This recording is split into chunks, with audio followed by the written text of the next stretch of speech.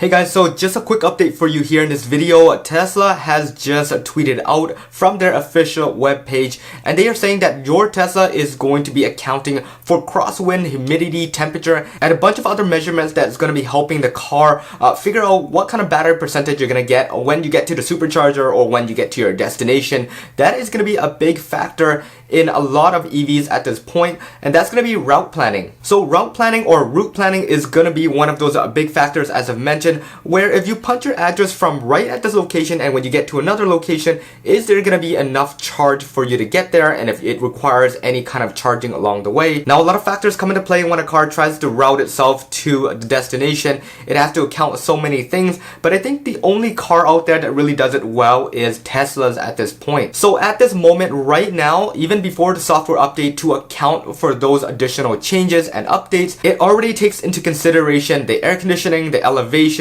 the current temperature, the route, and how long the destination is. It's gonna clump all that together, do its background magic, and give you a solid number as to how much you'll end up with when you get to your destination. Well, that number is an approximation, and really it's always gonna be an approximation, but they're making it a lot more better. It's gonna be a lot more true to the number you're seeing on screen versus the number you're gonna end up with eventually. And all this is done by adding additional sensors and additional measurements, and this is where these are gonna come into play. So with what I said earlier, now they're gonna account for crosswind, they're gonna account for humidity, and they're gonna account for additional temperatures. Now, in all honesty, I don't know how humidity is gonna play into this part, but maybe it affects how heavy the car is because there is a little bit of water on the car, or maybe the cameras are blocked and it's gonna account for some additional heating elements being turned on. There is so much to factor in at this point, but they are adding these in, and that means you're gonna get a more accurate reading, whatever it shows you on the screen and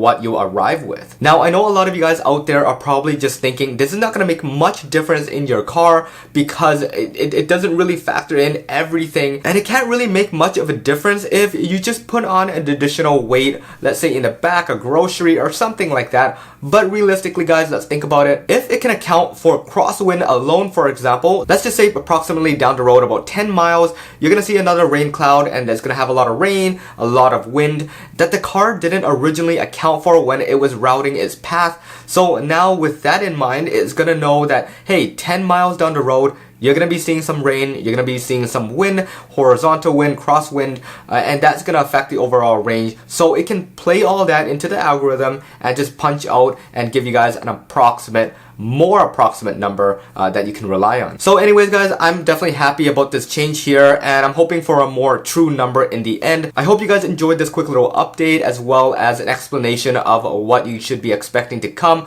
If you guys did, please hit that subscribe, that bell notification. This is John once again. Peace out.